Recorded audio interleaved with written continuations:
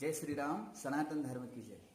श्रीमद् भागवत महापुराण की कथा के अनुसार भगवान श्री सुखदेव समर्थ राजा परीक्षित को भक्त के नियम के बारे में बतलाते हैं कि जैसे कोई भी भोजन करते हैं तो भोजन यदि अग्नि के द्वारा ज़्यादा पक जाता है, ज़्यादा सिक जाता है, जल जाता है तो शरीर को अतृप्त करता है, और ज़्यादा कच्चा रह जाता है तो भी शरीर को अतृप्त करता है।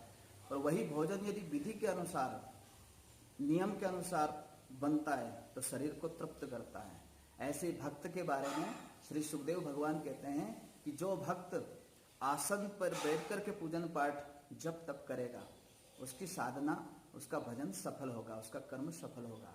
और दूसरा नियम भक्त के बारे में भगवान सुखदेव बतलाते हैं कि बिना तिलक के कभी भी पूजन मान्य नहीं की जाती है। और तीसरे नियम के बारे में सुखदेव समर्थ कहते हैं कि बिना धोती के भी नहीं बैठना चाहिए। इसलिए भगवान की वेशभूषा, देवी देवताओं की वेशभूषा कैसी है वैसे ही भक्त को बनना पड़ेगा, क्योंकि संसारी बनकर के पूजन पाठ करने पर वही कर्म निष्फल हो जाता है और नियम सारे असफल हो जाते हैं। इसलिए भक्त को 3 नियम लेकर के चलना चाहिए। पहला नियम आसन का होना, और दूसरा नियम तिलक का होना, और तीसरा नियम धोती का होना। तब जाकर के पूजन पाठ जप तब जो भी सत्कर्म किया जाता है वो सब सफल होगा और भक्त का कल्याण होगा, भक्त की मनोकामना पूर्ण होगी। यही सनातन धर्म है। जय श्री राम, जय सनातन धर्म।